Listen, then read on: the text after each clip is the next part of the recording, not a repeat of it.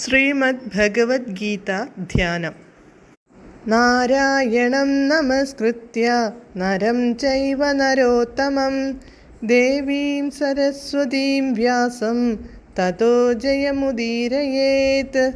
നഷ്ടപ്രായേഷു ഭദ്രേഷു നിത്യം ഭാഗവത സേവയാ ഭഗവതേ ഉത്തമശ്ലോകേ ഭക്തിർഭവതി നൈഷ്ടകീ.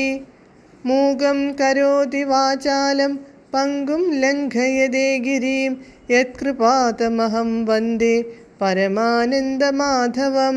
ശ്രീഗുരും ദീനതാരിണം ശ്രീചൈതന്യമീശ്വരം. ഓം അജ്ഞാനതിമിരാന്ധസ്യ ജ്ഞാനാഞ്ജനശലാകയാ ചക്ഷുരുന്മീലിതം യേന തസ്മൈ ശ്രീഗുരവേ നമഃ. നമഃ ഓം വിഷ്ണുപാദായ കൃഷ്ണപ്രേഷ്ഠായ ഭൂതലേ ശ്രീമദേ ഭക്തിവേദാന്ത സ്വാമിന്നിധി നാമിനേ. നമസ്തേ സാരസ്വതേ ദേവേ ഗൗരവാണി പ്രചാരിണേ നിർവിശേഷ ശൂന്യവാദി പാശ്ചാത്യദേശതാരിണേ. ജയ ശ്രീകൃഷ്ണ ചൈതന്യ പ്രഭു നിത്യാനന്ദ ശ്രീ അദ്വൈത ഗദാധര ശ്രീവാസാദി ഗൗരഭക്തവൃന്ദ. ഹരേ കൃഷ്ണ കൃഷ്ണ കൃഷ്ണ ഹരേ ഹരേ, ഹരേ രാമ രാമ രാമ ഹരേ ഹരേ.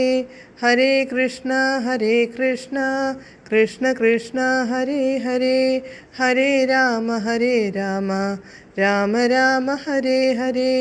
ഹരേ കൃഷ്ണ കൃഷ്ണ ഹരേ ഹരേ, ഹരേ രാമ രാമ ഹരേ ഹരേ. ഭഗവത്ഗീത യഥാരൂപം. അധ്യായം 6. ധ്യാനയോഗം. ശ്ലോകം 28, പേജ് നമ്പർ 352. യുഞ്ജന്നേവം സദാത്മാനം യോഗീ വിഗതകൽമഷഃ സുഖേന ബ്രഹ്മസംസ്പർശമത്യന്തം സുഖമശ്നുതി. പദാനുപദം.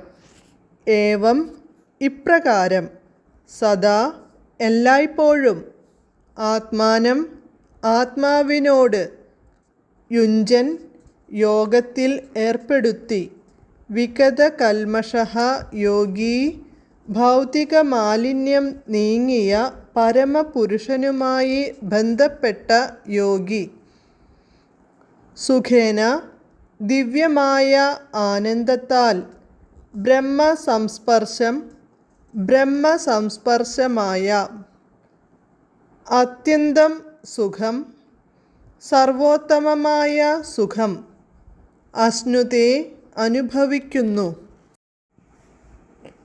വിവർത്തനം. അപ്രകാരം നിയന്ത്രിതാത്മാവായ യോഗി സദാ യോഗനിഷ്ഠനായി ഭൗതിക മാലിന്യങ്ങളിൽ നിന്ന് മുക്തി നേടി ഭഗവാന്റെ അതീന്ദ്രിയ സേവനമാകുന്ന പരമാനന്ദത്തിൻ്റെ അത്യുന്നതമായ അവസ്ഥയിലെത്തുന്നു. ഭാവാർത്ഥം.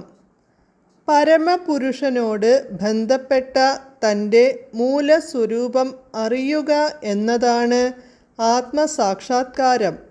പരമപുരുഷൻ്റെ വിഭിന്നാംശമാണ് ജീവാത്മാവ്.